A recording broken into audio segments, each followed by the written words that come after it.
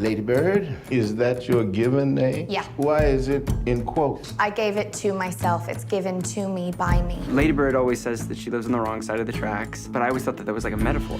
But there are actual train tracks. Now, I've never been to Sacramento, I've never dyed my hair, and I didn't go to a Catholic school, but I felt like watching this movie, I'm like, I am Lady Bird. Lady Bird is me. And you know, I felt like so attached to this character and everything she was going through, and I was just curious how your youth kind of influenced the writing and directing of this. Well, I am from Sacramento, and I did go to Catholic school, but in a way, that's sort of where the similarities end. I mean, I never made anyone call me by a different name. I was a much more rule-following type of a kid than Lady Bird, and I think in writing it, it was a way to explore something that I maybe wasn't able to be. And but at the same time, the heart of the story is so close to my heart, and particularly the parent-child, mother-daughter dynamic and love story that's at the center of it. And I really wanted to make something that was about the specificity of a home and how you can't really understand what it was until you're leaving. Mom, you should just go to City College. You know, with your work ethic, just go to City College and then to jail and then back to City College, and then maybe you'd learn to pull yourself up and not expect everybody to do everything.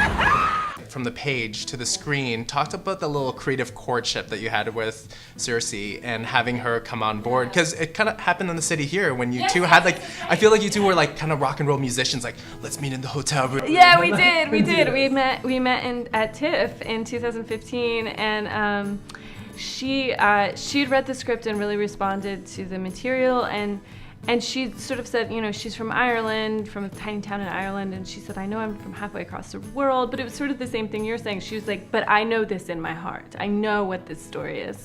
Does Mom hate me? If you're tired, we can sit down. I'm not tired. You were dragging your feet. You are so infuriating. Please stop yelling. I'm not yelling. Oh, it's perfect. Do you love it? You both have such strong personalities. This being your first time kind of fully committing to the directing and writing component, what was that like for you to step kind of behind the lens? Well, it's always what I've wanted to do. I've always wanted to be a writer-director, but because I didn't go to film school, I really used all of my time on set, both in front of the camera and behind the camera, as my film school. So I did everything from acting to writing to co-writing to co-directing to producing to holding the boom, basically anything.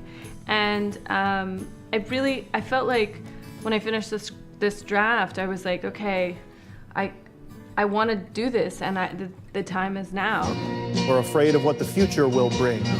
We're afraid we won't be loved. You can't do anything unless you're the center of attention. We won't be liked. Yeah, well, you know your mom's tits, they're totally fake. She made one bad decision at 19. Two bad decisions. For the ladybirds that are watching, you know, the people that are around the same age and going through what she's going through and really connecting with this film, do you have any tips as a creative artist, as a person, to all the ladybirds out there that might be seeing this film? My hope is that they whether they want to make film or whether they want to run for public office or whatever it is that they want to do, that they go and do it, that they go do it, that they take this as a sort of like, it's possible. And I think, you know, when I was growing up, I would always look for examples of female writer-directors, because I think you need examples in order to dream into those spaces. And so I hope they see it and then decide to go boldly in the direction of their dreams. I want you to be the very best version of yourself that you can be.